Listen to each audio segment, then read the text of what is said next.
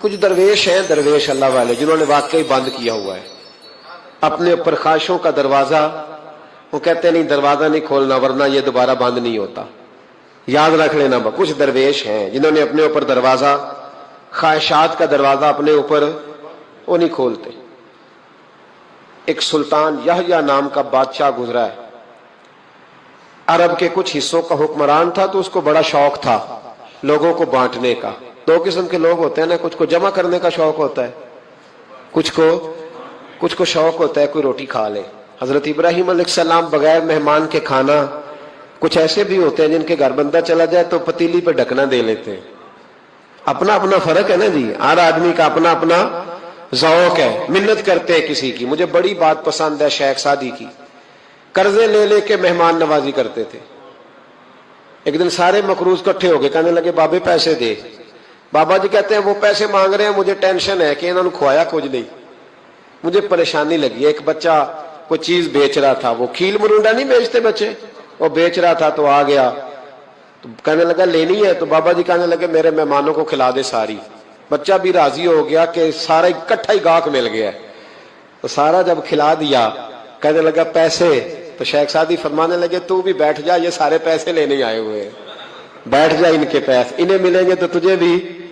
تو بچہ رو پڑا، رویا، کہنے لگا میں تو یتیم ہوں، 4 بہنیں چھوڑ کے آیا ہوں، اماں کی دوائی بھی لے کے جانی ہے، مجھے تو پیسے چاہیے. بچہ رویا تو شیخ سعدی کا ایک مرید آیا، اس نے لا کے نظر پیش کی، کہ حضور یہ نذرانہ ہے. 400 دینار لایا. تو حضرت سعدی نے سب کو دیے، بچے کو بھی دیے. سب لوگ چلے گئے. تو ان قرض لینے والوں میں سے ایک بندہ سمجھدار تھا، حضرت سعدی کے پاس آ کے کہنے لگا بابا سمجھ نہیں آئی، ہم برسوں سے لینے آ رہے تھے، مل نہیں رہے تھے، کتنے مہینوں سے مانگ رہے ہیں نہیں مل رہے تھے، آج فٹافٹ مل گئے. تو شیخ سعدی بزرگ تھے نا، تو بزرگوں والی بات کر گئے. کہنے لگے تم میں رونے والا کوئی نہیں تھا نا، پوری مجلس میں ایک بھی رونے والا ہو تو سب کا کام بن جاتا ہے. رونے والا عاشق دا کم رونا توڑا، اے بنا رویو نہیں منظوری، بنا رویو نہیں منظوری تے بنا رویو نہیں منظوری. عاشق سدا ہی روندا رہندا، پاویں وصل ہوئے تے پاواں دوری. کا رونے والا ایک آ گیا ہے تو سب کا کام بن گیا ہے. تو کچھ لوگوں کو شوق ہوتا، بادشاہ کو سلطان یحییٰ عرب کے کچھ حصوں کا بادشاہ تھا، شوق بڑا تھا لوگوں کو کھلانے پلانے کا، بڑا شوقین تھا، بڑا بانٹتا تھا. اور کئی دفعہ معاذ اللہ اس پر فخر بھی کرتا تھا جو نہیں کرتا، تکبر سے بھی کہتا تھا بڑی جائیدادیں آؤ جس نے لینا ہے، تکبر بھی کرتا تھا معاذ اللہ جو نہیں کرنا چاہیے تھا. ایک دن جامع مسجد کے باہر کھڑے ہو کے نا بانٹنے لگا. کوئی فقیر آیا تو ایک مٹھی بھر کے اشرفیاں دے دی، کسی کو سونا دے دیا، کسی کو چاندی دے دی. ایک درویش بابا جی کونے میں بیٹھے ہوئے، اسی کسی دے کچھ بھی نہیں لگ دے، کوئی ضرورت نہیں، کونے میں بیٹھے. آپ یقین کریں، آپ تھوڑا سا رخ ادھر کریں، دنیا پیچھے پیچھے ہو جاتی ہے. اگر آپ پیچھے بھاگیں گے تو آگے دوڑ کے بھاگیں گے. یہ مزاج ہے قوم کا، کسی کا حال پوچھ لیں وہ بگڑ جاتا ہے، کہتا ہے مجھ سے کوئی کام ہوگا تبھی تو پوچھا ہے. اور آپ چپ کر جائیں، خاموش ہو جائے، یہ بھی بڑی مصیبت ہے. کہ پیار کر لیں تو اس کا بھی نقصان دیکھنے میں آتا ہے. کہتے ہیں پتہ نہیں میرے اندر کیا لالچ ہے، کیا خوبی ہے جس وجہ سے مجھ سے اتنی محبت ہو رہی ہے. وہ بابا جی کونے میں توجہ ہی نہیں کی. جب توجہ نہ کی تو سلطان کی توجہ خود بخود ہو گئی. سلطان یحییٰ کہنے لگے بابا کوئی قابل توجہ آدمی ہے، سب لوگ لائنوں میں لگے ہوئے بھاگ رہے ہیں، بادشاہ آیا ہے. یہاں تو شادی پہ کھانا کھل جائے تو بڑے بڑے امیروں کا پتہ چل جاتا ہے کہ بننے کیا لگا ہے. کہتے پتہ نہیں دوبارہ چھوٹے گوشت کی ٹرے آئے گی کہ نہیں آئے گی.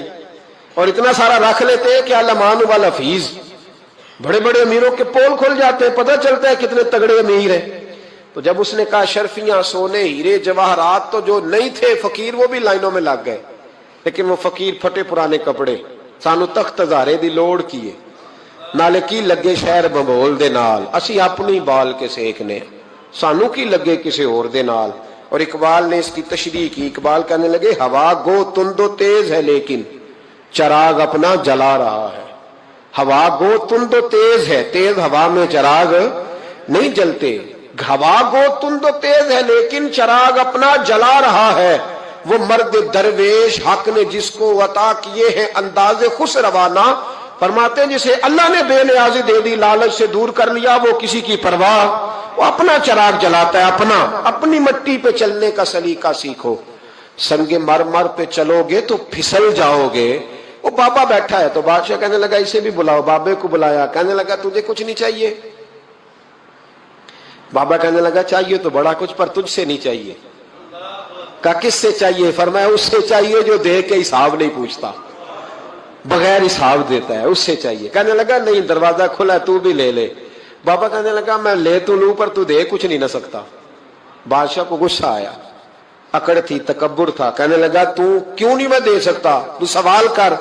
تو بابے نے ساتھ والے فقیر سے لکڑی کا کالا پیالہ پکڑا, ہوتے نا فقیروں کے پاس مانگ, لکڑی کا کالا پیالہ, تو کہا لو دے دو کچھ. اس نے فوری طور پر سونے کی اشرفیاں مٹھی بھری اور لکڑی کے پیالے میں ڈالی. اب جب پیالے میں ڈالی تو کڑ کڑ کی آواز تو آئی, پر پتہ نہیں وہ کدھر گئی ساری اشرفیاں. دوسری مٹھی ڈالی تو پھر کڑ کڑ کی آواز آئی, پر اشرفیاں کدھر گئی کوئی پتہ نہیں چلا. تیسری, چوتھی, پانچویں, بابے کا پیالہ خالی کا خالی. 2 دفعہ بھی, 4 دفعہ بھی. یہ بادشاہ لوگ ضدی ہوتے ہیں, مانتے نہیں جلدی, کیونکہ انہیں کسی نے بتا دیا ہوتا ہے نا سارا کچھ تم ہی ہو, اڑ جاتے. ہاں جو جس منصب پہ بھی بادشاہ ہوتا ہے اڑ جاتا ہے. اس نے کہا میں بھی ضدی ہوں, پیالہ بھر کے چھوڑنا ہے. ایک بوری منگا لی, دوسری منگا لی, تیسری منگا لی. بابا خوش ہے, مطمئن ہے, چلو ڈالو, تم نے کہا تھا ملیں گی. اب وہ مٹھی ڈالتا, کبھی اشرفیاں, کبھی ہیرے, کبھی چاندی, پر پتہ نہیں کدھر جاتی. بالآخر آہستہ آہستہ بیک ہونے لگ گیا.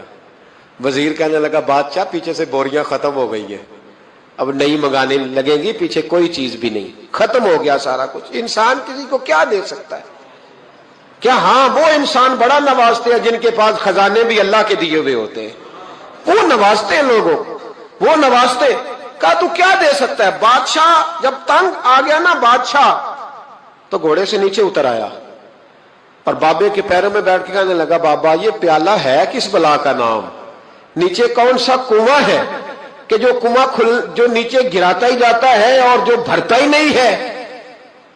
تو اب بادشاہ کا ہاتھ رکا تو بابے نے پیالہ چھوڑ دیا اور بڑا قیمتی لفظ کہا. بابا کہنے لگا بادشاہ یہ انسانی خواہشات کا پیالہ ہے, یہ انسان کی خواہشوں کا پیالہ ہے, یہ لالچ کا پیالہ ہے, یہ کبھی بھر سکتا. انسان کبھی کہتا ہے یا اللہ اپنا مکان دے دے بڑا راضی ہوں, اسے اپنا مل جاتا ہے, پھر کہتا ہے نہیں سوسائٹی میں ہونا چاہیے. پھر سوسائٹی میں اللہ دیتا ہے تو کہتا ہے 5 مرلے کا چھوٹا ہے. اس کے نفس کا پیالہ کبھی بھرتا. نبی پاک علیہ السلام نے فرمایا تھا اس خواہش کے پیچھے نہ لگنا جو تمہیں نئی خواہش میں ڈال دے. کوئی نہیں سمجھ آئی بات کیا, بڑی بات کر دی حضور نے ایک جملے.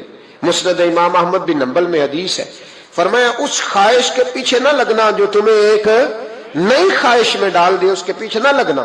اور فرمایا اس خواہش کے پیچھے نہ لگنا جو تمہیں بے جا خواہشوں کے پیچھے لگا دے. لوگوں کے للے تللے, پریشانیاں, آزمائشیں, لالچ, ہوس, وہ پریشانی وہ اتنی اوڑھ لی ہے لوگوں نے کہ دلوں سے تقوی, روحانیت, عبادت, درد, ذوق, شوق ختم ہو گیا. دنیا ہی دنیا بچی ہے, دولت ہی دولت بچی ہے, باقی ہر چیز کو نفس کا سانپ ڈس گیا. محدث ابن جوزی رحمۃ اللہ علیہ فرماتے میرے شہر کا ایک مالدار شخص تھا تو ایک بڑی ناگن خرید کے لایا. ناگن سونے کا انڈا دیتی تھی ناگن, پر انڈا سونے کا انڈا دیتی تھی. اس کے بال بچوں نے بھی, ایک ہی بیٹا تھا, بیوی تھی, انہوں نے کہا ابا یہ ناگن ہے, اس کا کام دسنا ہے, تو خیال کر. کیا کہا تھا حضرت سلطان بہو نے, کھارے خوہ کدی مٹھے نہیں تھیندے, پاویں سہ منا گڑ پائیے تے سپاں دے پت کدی میتھ نہیں تیندے, پاویں چولیاں دودھ پیائیے. اس کی فطرت میں ڈسنا ہے. تو یہ ڈسے گی, بات ختم ہو گئی. کہا نہیں, سونے کا انڈا دیتی ہے. رکھ لیا گھر میں. بکری رکھی ہوئی تھی, پالتو بکری. بکری کو ناگن نے ڈس لیا, بکری تڑپ کے مر گئی. بیوی اور بیٹا کہنے لگے خیال کر, بکری کو ڈس لیا نا اس نے کہا بکری کتنے کی؟ کہا 6 دینار کی. سونے کا انڈا کتنے کا؟ کہا 50,000 دینار کا. تو کہنے لگا چھوڑو, انڈا تو مل رہا ہے نا, اگرچہ ناگن ہے, انڈا تو آ رہا ہے نا. کچھ دنوں کے بعد گھر میں گھوڑا رکھا تھا, گھوڑے کو ڈس لیا, تڑپ کے مرا گھوڑا. اس کو پھر سمجھایا بیوی اور بیٹے نے کہ بس کر دے, یہ ناگن ہے, یہ ڈسے گی. اس نے کہا گھوڑا کتنے کا؟ کہا 20 دینار کا. تو انڈا کتنے کا؟ 50,000 दिनार का तो छोड़ो, घोड़ा मरने तो नया ले आएंगे। अल्लाह अकबर। एक नौकर घर में रखा था जानवरों को चारा डालने को। अचानक उसने चारा जो उठाया तो अंदर वो नागन बैठी थी। उसने हाथ पे डसा, गरीब ने चीखें मारी, चीखें, पर गरीबों की चीखें लोगों को सुनाई नहीं ना देती। गरीबों की चीखें लोग दरवाजे बंद कर लेते। लोगों ने इसलिए काले शीशे लगाए हैं कारों को कि गरीबों की चीखें ना दिखाई दे ना सुनाई दे। नागन ने डसा, चीखने लगा नौकर, लेकिन गरीब का खून भी सस्ता होता है ना, उसका सारा वजूद जहर से फट गया। लेकिन मालिक को तरस ना आया, कहने लगा नया मुलाजम आ जाएगा। अब बीवी और बेटे ने पैरों में बैठ के समझाया कि बस कर दे, इसको छोड़ दे कहीं या मार डाल, ये नागन है। उसने कहा पागल हो गए हो, कभी सोने का अंडा देखा है? सोने का अंडा देती है।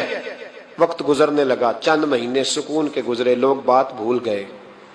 एक दिन सवेरे सवेरे कमरे से मां के रोने की आवाज आई, और जब अम्मा चीखी, खामन दौड़ा तो कहने लगी ले तेरे सोने के अंडे बच गए। और वो देख मेरे बेटे को डस के बिस्तर से उतर गई है। वो देख मेरा इकलौता बेटा। अभी बेटे को उठा के तबीब के पास ले जाने ही लगे थे, वो अपने घर के दरवाजे तक पहुंचा था कि जनाब इजराइल पहले तशरीफ ले आए। अब जब वापस आया, बेटे का जनाजा बड़ा मुश्किल है बाप के लिए उठाना, बड़ा मुश्किल है, बड़ा मुश्किल। रोने लगा, चीखने लगा।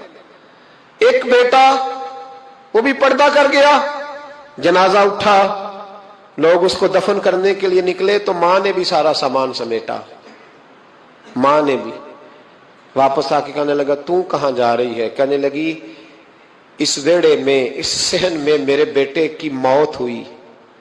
यहां सोने के अंडे बचे पर मेरा बेटा नहीं बचा। मैंने उस आंगन को क्या करना है जिसमें सोना तो पड़ा हो पर बेटा मां पुकारने वाला हो ही कोई ना। मेरी तो सारी आरज़ुएं उजड़ गई, तेरे लालच ने हर चीज तबाह कर दी। कहने लगा मैं इसे मार डालूंगा, निकाल दूंगा। कब क्या फायदा, तो खत्म हो गई बात। देख कदरा कुछ कदर न जाती, कीती खूब तसल्ली हूं, दुनियादार पुजारी जर दे, कुत्ते दे गल टल्ली हूं, अब क्या फायदा। बीबी निकली तो शख्स चौक में आया, डंडा लिया, नागन को मारा। और इब्न जौजी फरमाते हैं वो पागलों की जिंदगी बसर करता था। उसके दाएं बाएं सोने के अंडों का ढेर लगा होता था। वो लोगों को कहा करता था मेरे जैसे लालची न बनना, मेरे पास ना बीवी बची, ना बच्चे बचे, ना घर बचा, ना कोई वफादार बचा। हाँ मेरे पास दौलत बच गई।